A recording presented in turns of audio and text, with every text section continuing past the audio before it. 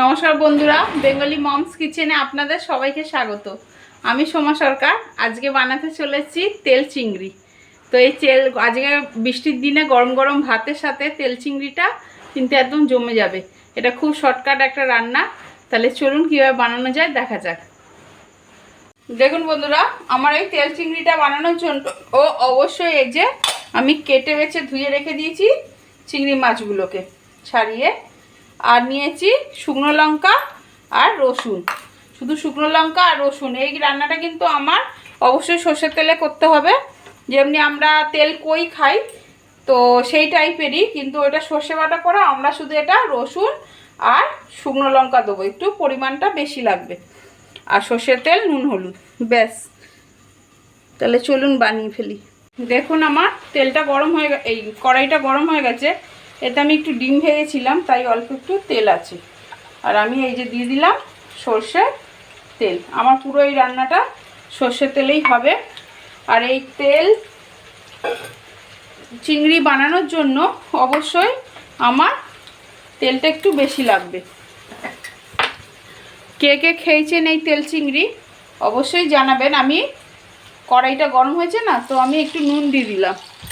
নুন দিলাম এই কারণে যে কড়াইতে যখন আমরা গরম কড়াইতে তেল গরম করে নুন দিই তখন কি হয় না, তেলটা ফাটে না। মানে আমরা যে জিনিসটা দেবো চটর চটর করে ফাটবে না, তেল ছিটকে আসার ভয়টা থাকে না, আর মাছগুলো লেগেও যায় না। তো দেখুন আমার তেলটা গরম হয়ে গেছে। তো আমি এই চিংড়ি মাছগুলো দিয়ে দিলাম।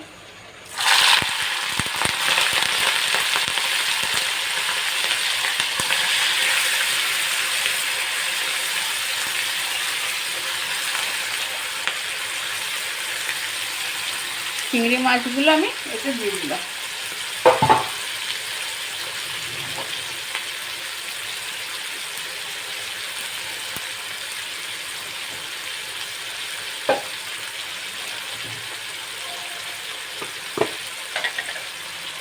আর দিয়ে দিলাম এই যে সামান্য পরিমাণ হলুদ।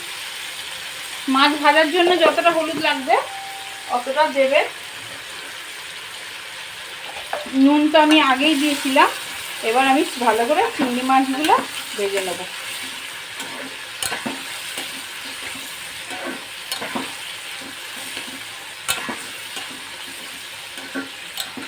ভালো করে বেটে নিই। আর আমরা রসুন আর শুকনো লঙ্কাটাকে বেটে নিই।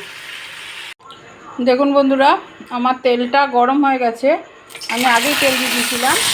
এবার আমি দিয়ে দিলাম এই রসুন আর শুকনো লঙ্কা বাটাটা,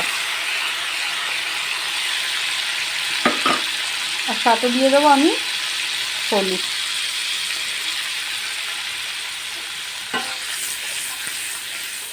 দেখুন এই হলুদ দিয়ে আর তেল আর ওই রসুন বাটা, যেটা শুকনো লঙ্কা রসুন বাটাটা, সেটা দিয়ে ভালো করে এটাকে নাড়তে হবে। এর সময় গ্যাসের ফ্লেমটা আস্তেই রাখবেন। আর এইটাকে যতক্ষণ না গন্ধ যাচ্ছে ততক্ষণ একটু রসুনটাকে তো কষিয়ে নিতে হবে, তো একটু কষিয়ে নেবেন। আর একটা বন্ধুরা, আমার আজকে ভিডিওটা ভুল হয়ে গেছে। ভিডিওটা আমি কখন আমার ঘুরে গেছে দেখিনি। হ্যাঁ, আমি চিংড়ি মাছ ভাজা অবধি তো ভিডিও ঠিক হয়েছে, তারপরে আমার ভিডিওটা ঘুরে গিয়ে আমার খুব অসুবিধা হয়েছে। তো আমি আমার মেয়ের জন্য অল্প চিংড়ি মাছ তুলে রেখেছিলাম, সেটা দিয়ে আমি আবার ফের একটু বানিয়ে দেখাচ্ছি।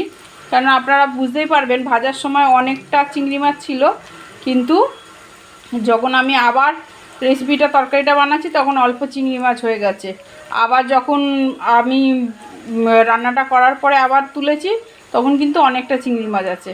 তো আমার ভিডিওটা ভুলের কারণে এমনি হলো, তো আপনারা বুঝতেই পারবেন দেখে।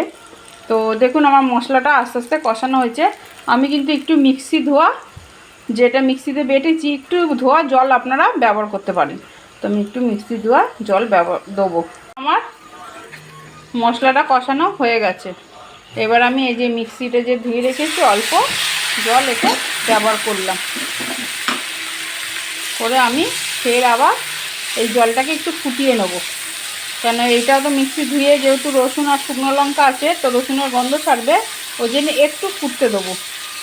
একটু ফুটলে দেখুন আমার জলটাও হয়ে গেছে। এই যে ফোটানো, এই যে দেখুন, এই যে চিংড়ি মাছ। আমার কাছে আর উপায় নেই বন্ধুরা, আমার ভিডিওটা ভুলের জন্য এই কটা চিংড়ি মাছ দিয়ে ভাগ্যিস রেখেছিলাম মেয়েকে ভাজা দেবো বলে, তো এটা দিয়ে আমি রান্নাটা দেখালাম, নাহলে আমার কাছে উপায় থাকতো না আজকে রান্নাটা দেখানো। আর অবশ্যই এই তেল চিংড়ি বানানোর জন্য সর্ষের তেল ব্যবহার করবেন। তো দেখুন,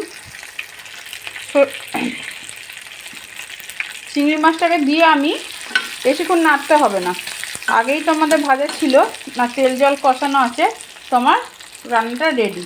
তো আমি চলুন নামিয়ে নিই।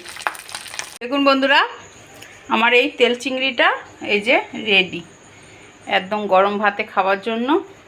তাহলে হলো না একটা চটজলদি রেসিপি? তাহলে এই তেল চিংড়িটা কে কে খেয়েছেন অবশ্যই জানাবেন কমেন্ট করে। আর ভালো লাগলে ভিডিওটা লাইক কমেন্ট শেয়ার অবশ্যই করবেন। ধন্যবাদ।